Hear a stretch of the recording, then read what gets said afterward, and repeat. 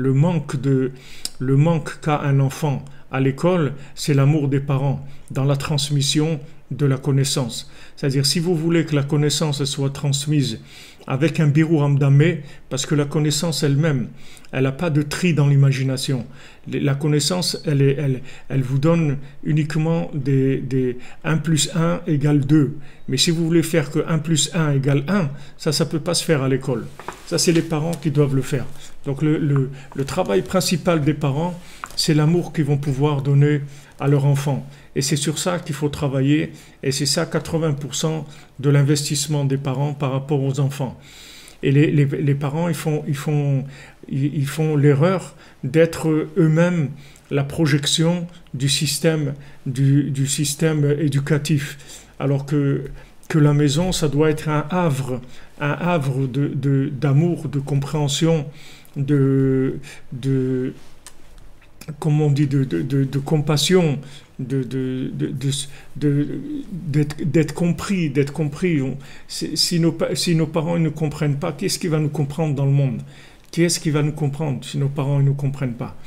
C'est-à-dire la maison, ça doit être toujours un havre de paix, comme une île dans laquelle on se sent protégé, on se sent aimé, on se sent sécurisé. On est à l'abri de toutes les agressions qu'il y a dans le système éducatif, que ce soit les agressions du corps enseignant ou les agressions des autres élèves, les disputes, la jalousie, la haine, le désir de dominer, d'être écrasé par les autres, tout ce qu'il peut y avoir comme difficulté dans tout le système éducatif, que chacun doit passer par là, parce que c'est le côté horizontal, on n'a pas tellement de choix.